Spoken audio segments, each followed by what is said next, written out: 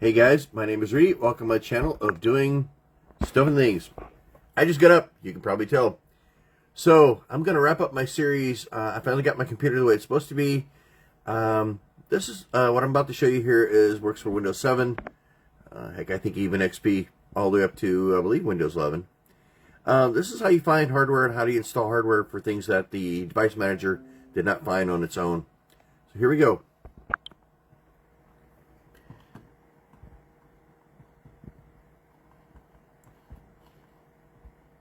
Okay, so got two screens here.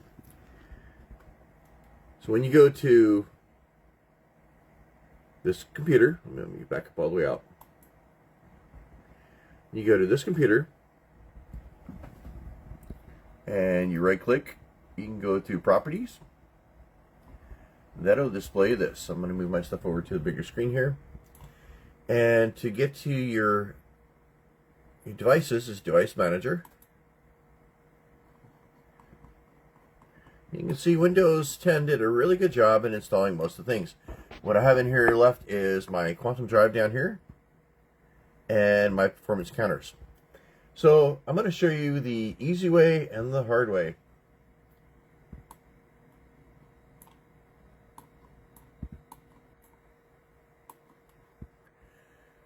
For these items. I already downloaded these. I'll show you actually how to look them up as well. But let's start with this right here. So you can see if you open up the drivers, I'll show you how to find them here in a second. This one only has, there's no setup files, everything's just this. So let's start with step one. Okay, let me close out my mess here to make this a little bit easier to read. Alright, so we're looking for the driver for Quantum here. You want to right click over this, go to properties. You want to go to details here, and you want to drop this description bar to hardware ID. Take this first line, you can do it with the other ones, but I recommend starting here. Right click over this, copy. Open up your Google. This is really cool. Right click, paste. I add the word download to my items to make it a little bit easier to find. This one did work, so let's see here.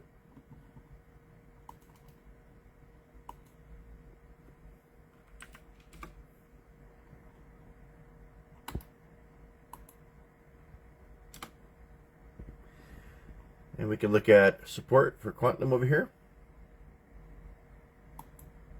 Click on that. It's always good to take reputable sites. Standalone drive. This is the official site. All you got to do is download this.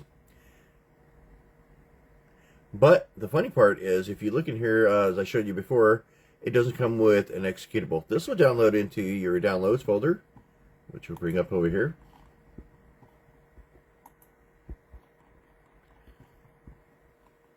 I like to go back in and relabel the stuff, but we're going to test this to make sure this works.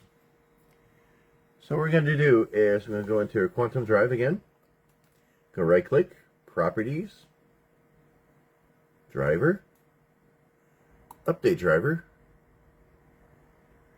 This search automatically almost never works, so we can do browse. What I'm going to do here is I'm going to go to my downloads folder. I already have it open here. I'll just back out of here. Downloads folder. And all you got to do is click on the side here. Actually, we're going to point it exactly at the folder we're working with, which is this one. Open it up. If you click next to the side here, it gives you a perfect download link. All you did is copy this. Clear this out of here.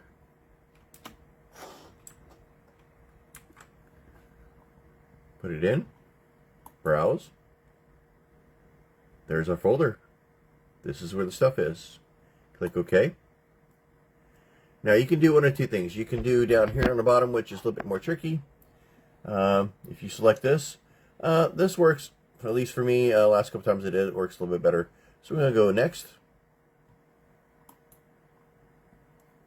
Look at that. It successfully found the driver and updated it. So now, close this out here. Now this thing is sitting down here with the rest of my drives. There's no exclamation marks on it. Everything is good. Next up I'm going to show you is an issue here that you got something that's either an unknown device or it's very difficult to find drivers for. Once you find them, it goes pretty smoothly. I've tested this before and I'm hoping it works for me today. That's a funny thing, when you film stuff sometimes it doesn't. But these are performance counters. It's an Intel product, and again, so here's how we find that.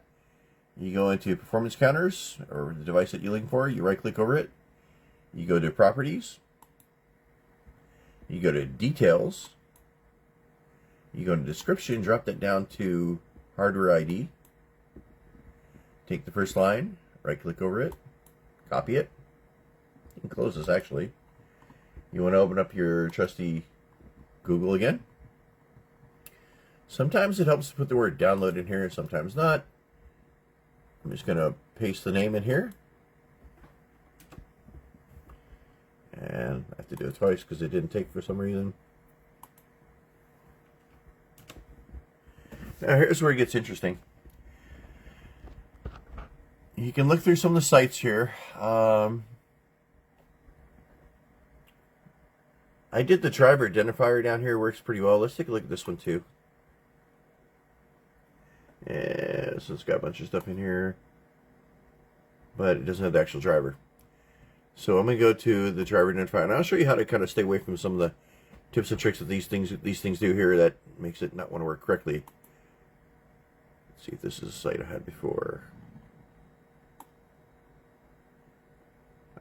Just showing you how to actually do it. You kind of do have to work on trying to find the stuff. Sometimes it's easy, sometimes it's not. This driver identifier down here, third choice, is the site I was looking to pick. So I got a little shadow here on my screen here, and a little sunlight's coming in. Alright, so this is what you're looking for. These numbers here match. But getting this in here is actually a little bit tricky. You could think, click the download, that's a bunch of garbage. What you want to do is, this is a driver product that they're selling to help find drivers and stuff. This sometimes works. This almost always works down here on the bottom. Click on it. Get the description of the driver. Close all the garbage. And you're going to find yourself here. You can try to get it from Gigabyte, which is always the best choice. But sometimes, okay, so it takes you this. Click on Gigabyte. This site is not working. So with this site,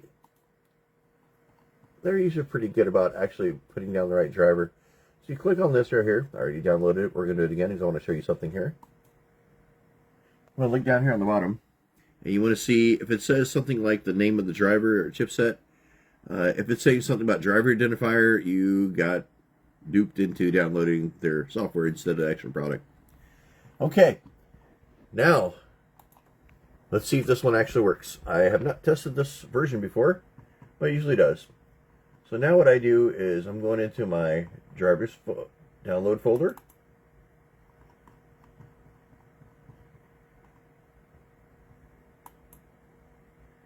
And my performance counters, this is where I downloaded it.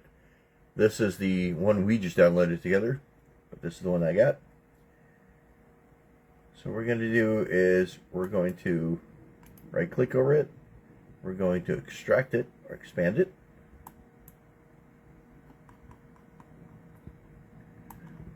And this will just extract it in the folder I'm working with.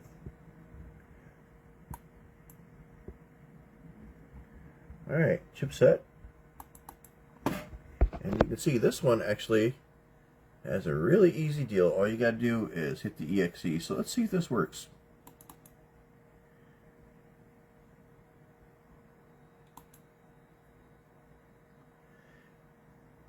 Intel is one of the trickier ones because I've spent quite a bit of time trying to fix this last time.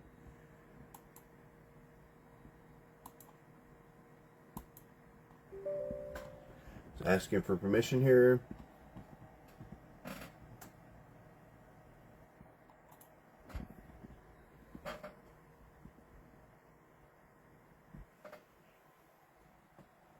The driver ID has been a saving grace because unknown devices are the most annoying ones. You don't know what it is. It could be technology that was used a long time ago, or it could be newer technology. For whatever reason, Windows didn't register what it was or what it is.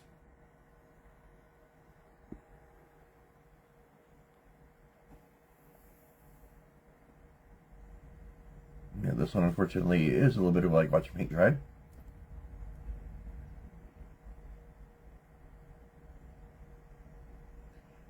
Well, my channel, like I said, is all about stuff and things. I usually don't do a lot of computer stuff because that's not really my strength. I usually kind of stick with simulation, and I guess my biggest topic is probably the treadmill. Okay, we shifted screens.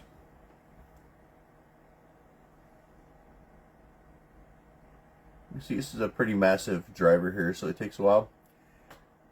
But my goal here was to kind of show you that there's differences between installing a driver manually, where you had to kind of go through the process, and there's also the automatic, which an exe file, and away you go, kind of like what's happening here.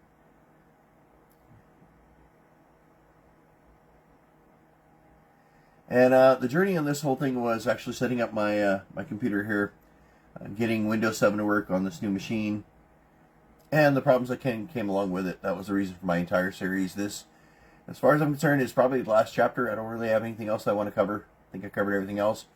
But I'm definitely always open up to discussion. I like answering questions, and again, my channel is all about stuff and things, so if it's an issue that I had, chances are there's somebody else that had it. I want to make it accessible, so you don't have to spend 3 weeks trying to find it like I had to for this specific item.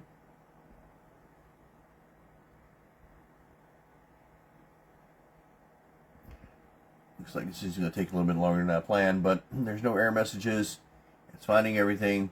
I know as soon as I hit the camera, it's going to go and shut off. Okay, here we go.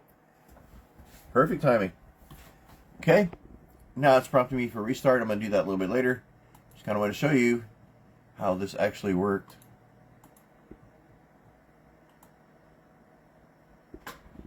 Okay, no more unknown devices. Hope this helped, guys. Till next time, take care. I'm going to reboot, make some backups of my new stuff.